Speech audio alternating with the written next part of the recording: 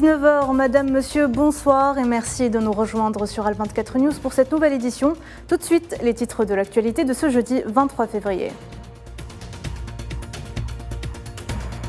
52e anniversaire de la nationalisation des hydrocarbures, le président algérien adresse un message à la nation dans lequel il revient sur les acquis de cette période charnière.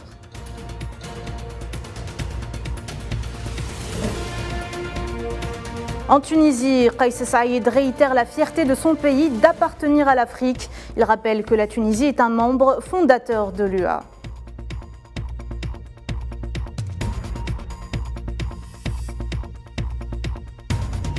Gaza sous un déluge de feu, grève générale et deuil dans les territoires palestiniens après le massacre de Naplouse.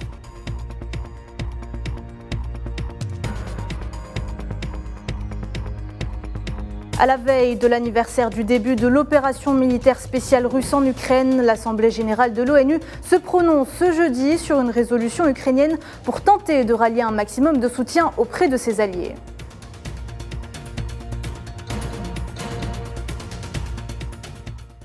Bonsoir à tous et avant de développer les titres de cette édition, le président Abdelmajid Tebboune opère un large mouvement au sein du corps diplomatique. 24 ambassadeurs et 15 consuls généraux et 6 consuls. Selon le ministère des Affaires étrangères algérien, ces désignations interviennent pour répondre aux exigences imposées par le contexte mondial actuel, mais aussi pour redynamiser le dispositif diplomatique du pays.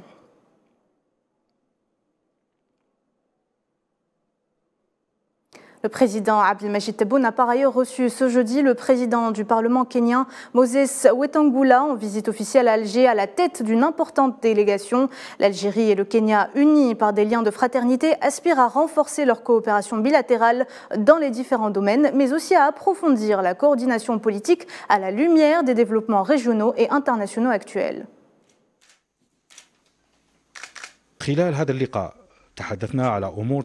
Durant cette rencontre, nous avons évoqué le développement des relations bilatérales, notamment dans le domaine des technologies et des moyens qui nous permettent de renforcer cette coopération. Nous avons également parlé de l'Union africaine qui veille à ce qu'il n'y ait pas en son sein de pays colonisés. Tous les pays africains sont égaux, conformément à la charte de l'Union africaine. Nous remercions le président qui confirme son aide au Kenya en phosphate et en engrais, tout en sachant que le Kenya est un pays agricole. Le président a toujours soutenu le Kenya.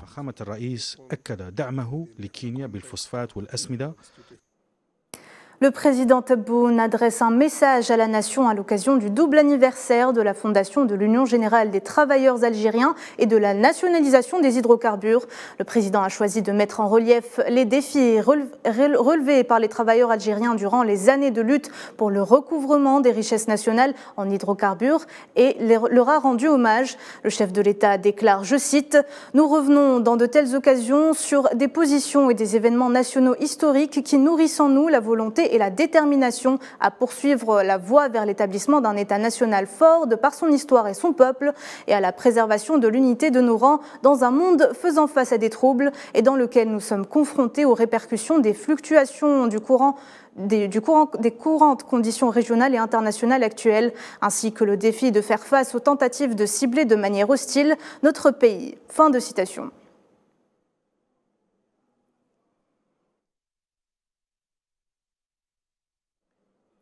Et l'Algérie célèbre le 52e anniversaire de la nationalisation des hydrocarbures, non sans une certaine fierté au vu du chemin parcouru par le secteur qui porte aujourd'hui à bout de bras un pan entier de l'économie algérienne. Et à la veille de cette journée mémorable du 24 février à Hassi Massoud, l'un des poumons énergétiques de l'Algérie, a vu ce jeudi l'inauguration de la nouvelle unité de traitement de pétrole brut de Hassi Qattara, une infrastructure qui permettra à l'Algérie d'augmenter sa capacité de production de 60 000 barils par jour. À cette occasion, le Premier ministre algérien a rappelé les objectifs stratégiques énergétiques de l'Algérie lors d'un discours à Hassi Massoud. Retour sur les points forts de l'allocution de Ayman Ben Abdelrahman avec notre envoyé spécial, Mohamed Wali Ben Chaban. À la veille de la célébration du 52e anniversaire de la nationalisation des hydrocarbures, l'Algérie a réussi à remplir ses missions dans le secteur énergétique, ce qui lui a permis d'assumer une position de premier plan dans ce domaine, du fait qu'elle est le premier producteur de gaz naturel en Afrique et le troisième fournisseur de gaz naturel de l'Europe. Au niveau national, l'Algérie a réussi à garantir l'approvisionnement en énergie et assurer les recettes en devises pour le financement de l'économie nationale.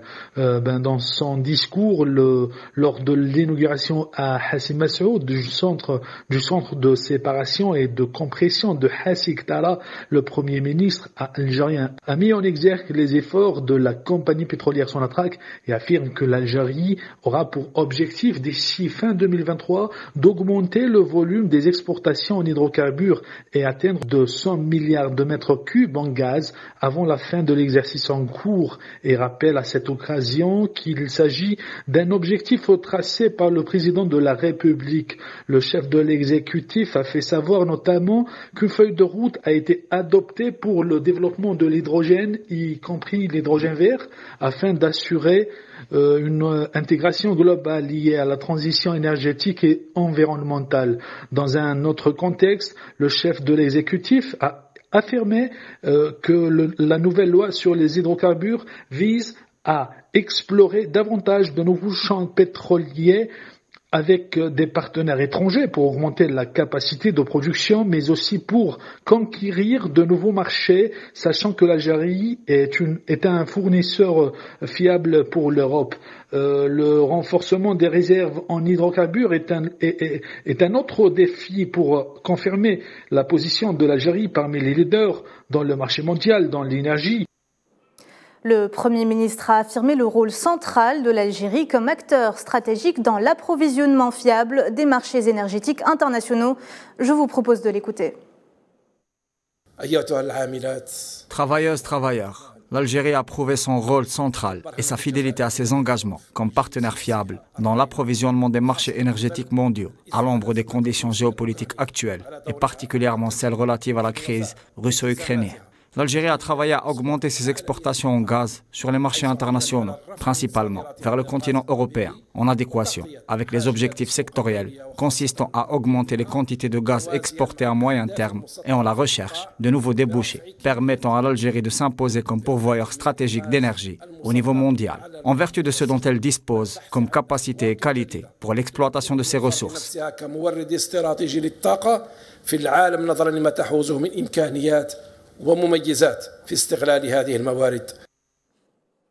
Ayman Ben Abdelrahman s'est également exprimé sur les capacités de production énergétique algérienne et les ambitions de l'Algérie à renforcer son rang de leader mondial dans les industries énergétiques. Comme tout le monde le sait, l'Algérie dispose de grandes capacités en matière énergétique, ce qui lui a permis d'occuper une place de choix dans ce secteur, étant le plus grand producteur de gaz naturel en Afrique, ainsi que le troisième exportateur de gaz à destination de l'Europe, qui est elle-même le marché le plus important pour le gaz algérien.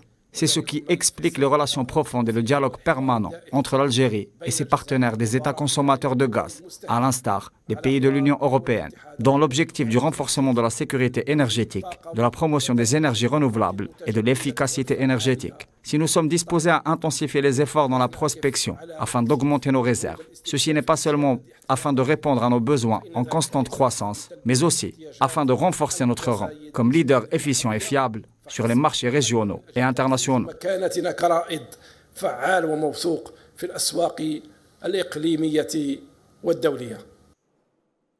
Le Premier ministre a enfin appelé les opérateurs économiques nationaux et internationaux à investir dans le secteur énergétique algérien et a rappelé l'engagement de l'Algérie à promouvoir une transition énergétique et environnementale juste et fluide.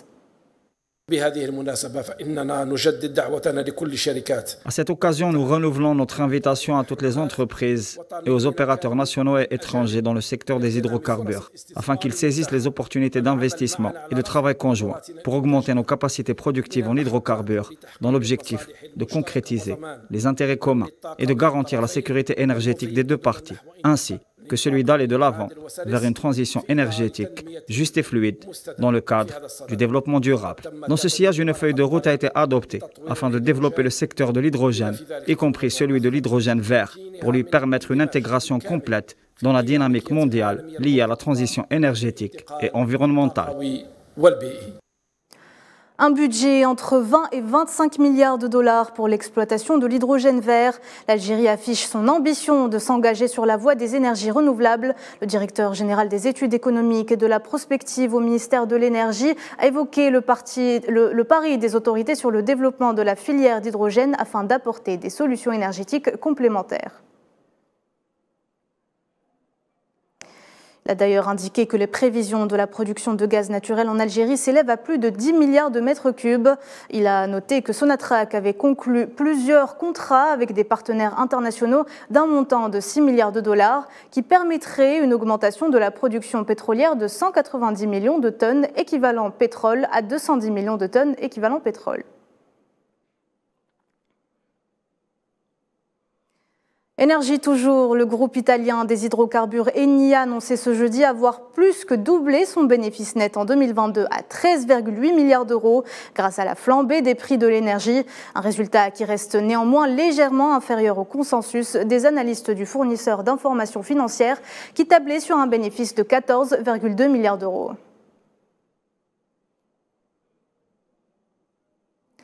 Un nouvel accord entre la Mauritanie et la société Shell dans le domaine de la recherche des hydrocarbures. Le ministre mauritanien du pétrole, de l'énergie et des mines, Abdeslam Mohamed Salah, a signé un accord d'exploration et de partage de production avec la société anglo-néerlandaise.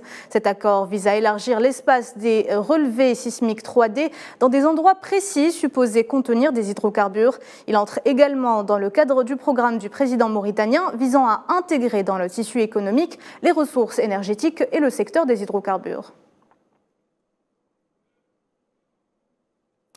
Le président tunisien Kais Saïed a démis le ministre de l'Emploi et de la Formation professionnelle et porte-parole du gouvernement Nasreddine Sibi de ses fonctions. Selon un communiqué publié par la présidence tunisienne ce mercredi, Kais Saïed a notamment affirmé que la Tunisie est fière de son appartenance africaine, rappelant que le pays était l'un des fondateurs de l'Organisation de l'Union africaine et a soutenu de nombreux peuples dans leur lutte pour la libération et l'indépendance.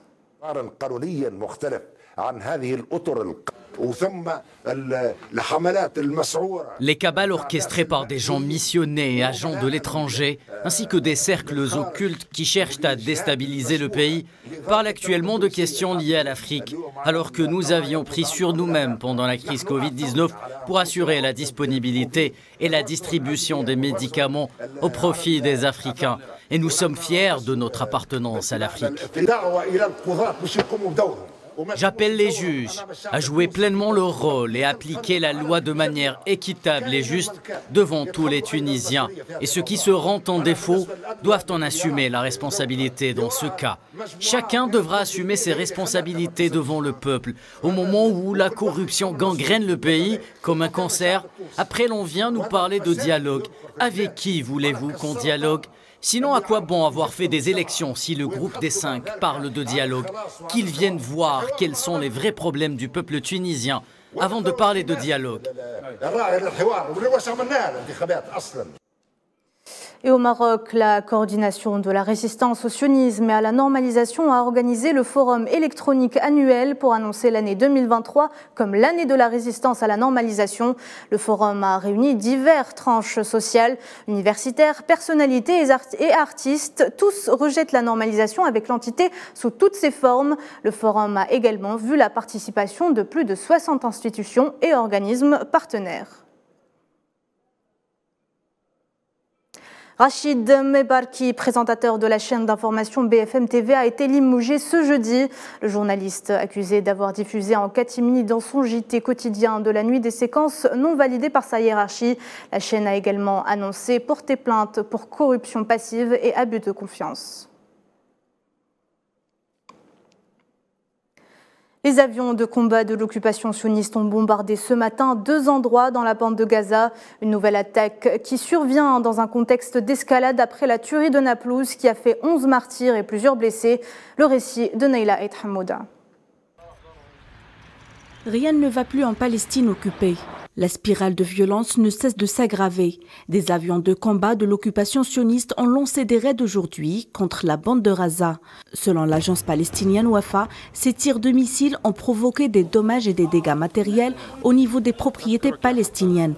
Aucune victime n'a été déplorée. Cette attaque au missile intervient au lendemain du massacre de l'armée sioniste à Naplouse, dans le nord de la Cisjordanie occupée, où 11 Palestiniens sont tombés en martyrs, dont un adolescent et plus de 100 blessés. La population se retrouve une nouvelle fois endeuillée et déterminée à poursuivre son combat. Le peuple palestinien a décrété le deuil et entamé un mouvement de grève générale en réaction à la répression, touchant ainsi les écoles, les universités, les banques et les commerces en baissé rideau. L'entité sioniste semble être déterminée à poursuivre sa politique répressive. Une femme a été blessée par des balles des forces d'occupation près de l'entrée de la ville d'Al-Aizariya à Al-Quds Est. La liste des martyrs ne cesse de s'allonger. Un jeune Palestinien a succombé pas plus tard que ce matin à ses blessures dans l'abdomen, subies lors des manifestations qui ont suivi le massacre de Jenin ayant opposé les forces de l'ordre aux jeunes Palestiniens. Les agressions sionistes ont fait au moins 63 martyrs palestiniens depuis le début de l'année. La diplomatie algérienne n'a d'ailleurs pas manqué de condamner fermement cette agression barbare perpétrée par les forces d'occupation sionistes contre les Palestiniens à Naplouse, appelant la communauté internationale et le Conseil de sécurité de l'ONU à intervenir en urgence pour mettre un terme à l'escalade dangereuse contre le peuple palestinien. L'Algérie réitère sa solidarité et son appui constant au peuple palestinien afin qu'il recouvre ses droits légitimes, notamment son droit à l'édification d'un État indépendant avec Al-Quds pour capitale. Et la communauté internationale a également fortement condamné le massacre sioniste à Naplouse. Plusieurs pays de l'Union européenne se sont alarmés face à la gravité de la situation en Palestine et ont appelé à la fin de l'effusion de sang qui a coûté la vie à près d'une soixantaine de Palestiniens depuis le début de l'année. Palestine toujours, le ministre palestinien des Affaires étrangères Riyad al-Maliki a réclamé la tenue de réunions d'urgence de la Ligue arabe et de l'Organisation de la coopération islamique sur la situation dans les territoires occupés après le massacre de Naplouse.